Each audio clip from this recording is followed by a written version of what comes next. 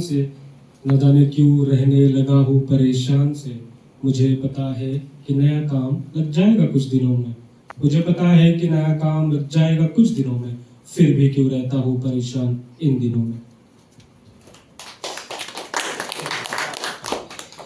एक और ये कि दोस्तों मेरे ख्याल से ना लड़कियों को अगर प्यार नहीं है ना तो ना करे, फ्रेंड जोन में ना डाले।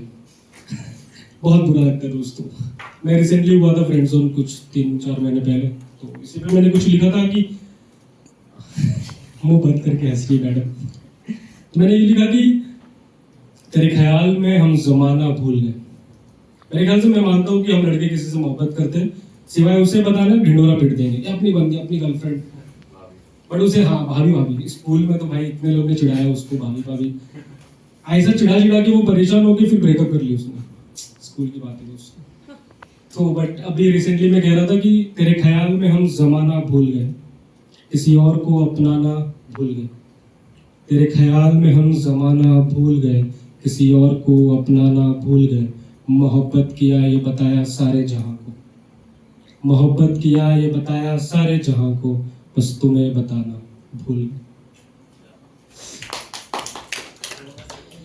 एक और बहुत पुरानी कविता है, मैंने इंसानों पे लिखा था कि किस तरह से इंसान है। आजकल हर शख्स किताबों के बजाय एक दूसरे को पढ़ रहा है, कि आजकल हर शख्स किताबों के बजाय एक दूसरे को पढ़ रहा है। न जाने क्यों छोटी छोटी बातों पे लड़ रहा है, झगड़ रहा है।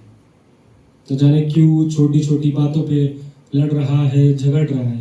कभी कभी मैं ये सोचता हूँ कैसा ये घोर कलयुग है, जहाँ इंसान एक दूसरे को इंसान ही नहीं समझ रहा है। और एक और बहुत पुरानी कविता है दोस्तों कि मैं बड़ा भाई हूँ, मेरे 2 छोटे भाई है।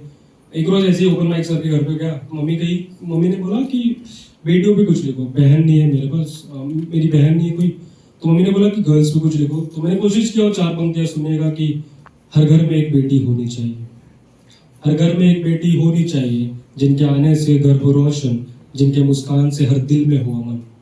वो बहन हो, माँ हो, बेटी की सूरत, हर रूप में बने वो ममता की मूरत। उसकी परवाह उसका सम्मान करो, वो है हर घर की जान, उनकी इज्जत में ही है सब कमान। हर घर में एक बेटी होनी चाहिए। एक और कविता है यूं कि रिसेंटली 1 महीना हुआ है नया नया लिखा हो। जिस तरह से रोस्टिंग कल्चर चल रहा है तो ऑडियंस भी उस तरह से कुछ हो गई है। मेरा मानना है कि जो लोग हैं ऑडियंस, गिन चुन के 4-5 है जो डिस्टर्ब करते हैं, मतलब ऐसा फॉर एग्जाम्पल कोई परफॉर्मर आया, परफॉर्म कर रहे हैं, सीनियर आर्टिस्ट है, और ऑडियंस में से कोई उसको हैकल करेगा, डिस्टर्ब करेगा, कुछ ना कुछ बीच में कमेंट पास करेगा, तो ऐसा नहीं करना चाहिए। वो ऑडियंस, वो परफॉर्मर डिस्टर्ब होता है। तो एक रोज हैबिटेट में मैं एज अ ऑडियंस था, मैं जाते रहता हूँ ऑफिस के बाद, गोरेगांव से बैंड्रा, एज अ ऑडियंस देखता हूँ। मेरा मानना है कि एज अ ऑडियंस जाके देखने से सीखने मिलता है, तो मैं बैठता हूँ। और अगर आपको किसी परफॉर्मर को कुछ कहना है तो बाद में, शो के बाद में कहिए मुंह पे, ना कि 10 लोगों के बीच में ऑडियंस के में बैठ के भला बुरा कहे। तो एक सीनियर कॉमिक है, नाम नहीं लूंगा, वो बहुत फेमस है ऑफलाइन में, ऑनलाइन नहीं। सबका अलग विजन है, किसी का विजन है कि भाई ऑनलाइन फेमस होना ये हो, बट वो ऑफलाइन इतने बड़े सीनियर कॉमिक है जिन्होंने सारे बड़े बड़े कॉमेडियंस के लिए ओपनिंग एक्ट किया है, फीचर आर्टिस्ट किया है। तो जो एक ऑडियंस था जो उनको डिस्टर्ब किया भला बुरा का, तो एज अ परफॉर्मर मुझे देख के बहुत बुरा लगा। तो मैंने 4 पंक्तियां यूं लिखा, कलाकारों का मान करो, कलाकारों का मान करो, उनकी राहों का सम्मान करो, जो पद तुम्हारे लिए बनाए हैं उनसे जीवन का ज्ञान करो। जो सालों से जो सीखा है उन्होंने वो पल में तुम्हें सिखा देंगे, तजुर्बों का जो खजाना है वो दिल खोल के तुम्हें दिखा देंगे। हर एक कलाकार कभी दर्शक था, हर एक कलाकार कभी दर्शक था, तर्क नहीं आधार दिखाओ, जो मिले उसे अपनाओ। रचनात्मक कथा का ये संसार है, रचनात्मक कथा का ये संसार है, जहां हर कोई शिक्षक और छात्र है। छोटे हो या बड़े कलाकार सभी का सम्मान करो, कलाकारों से सीखो और आगे बढ़ो। शुक्रिया।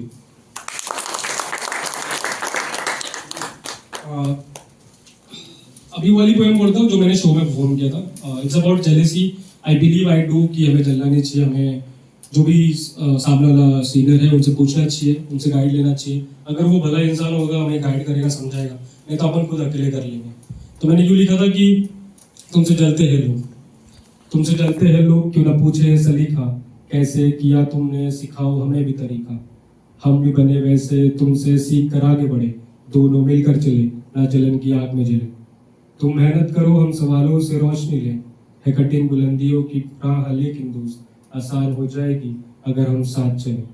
मिलकर बड़े जीवन की राह हमें, हाथों में हाथ डाल, हंसी खुशी की धूप हो, ना हो जलन की लाल। आओ मिलकर बनाए एक ऐसा समाज, जहाँ जलन ना हो, बस हो सहयोग का राज। तुमसे सीखे हम, तुमसे सीखे सब, मिलकर बढ़े आगे, यही हो हमारा सबब।